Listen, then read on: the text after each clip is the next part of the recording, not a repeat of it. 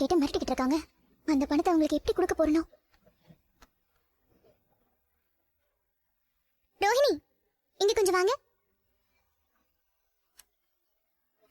இந்தாங்க. என்னதுங்க கார்டு? பாருங்க, இது ஏதோ பில்டர்ஸோட கம்பெனி கார்டு. இதுக்கு என்கிட்ட கொடுக்குறீங்க? இவங்க கோகிலா மேடம்க்கு ரொம்ப தெரிஞ்சவங்க. ஸ்ருதி ஹோட்டலுக்கு போகும்போது இவங்களை பார்த்தேன். இவங்க புதுசா 275 ஃபிளாட் கட்டியிருக்காங்களாம். ஓ, அப்படிங்களா? ஆமா. அவங்க வீடு கொடுக்கும்போதே வீட்டுக்கு தேவையான பொருள் எல்லாம் சேர்த்து கொடுக்குறாங்களாம். TV, fridge, washing machine, AC இதெல்லாம் சேர்த்து கொடுக்குறாங்களாம். பரவாயில்லையே, இப்படியெல்லாம் கூட கொடுக்குறாங்களா? அப்போ ஒவ்வொரு வீட்டையும் அதிக விலைக்கு தான் விற்பாங்க. எனக்கும் அந்த எல்லா வீட்டுக்கும் பூ கொடுக்குற ஆர்டர் பேசி வாங்கி தரேன்னு சொல்லியிருக்காங்க. ஓ, அப்போ பெரிய ஆர்டர் தான். அப்போ நிறைய சம்பாதிக்க போறீங்கன்னு சொல்லுங்க.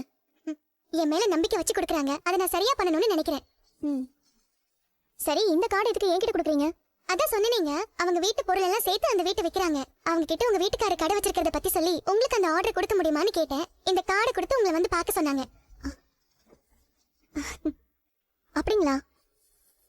275 வீட்டுக்கு ஹோம் அப்ளையன்சஸ் கொடுக்கணும்னா அதுவே ஒரு பெரிய ப்ராஃபிட் வரும் மீனா. அவங்க ஆஃபீஸ்க்கு போய் நீங்க பாருங்க.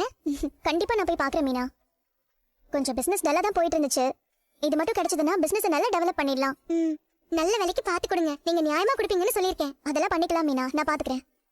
மீனா, ஒரு சின்ன ரெக்வெஸ்ட். சொல்லுங்க. இந்த விஷயம் வீட்ல வேற யாருக்குமே தெரிய வேண்டாம்.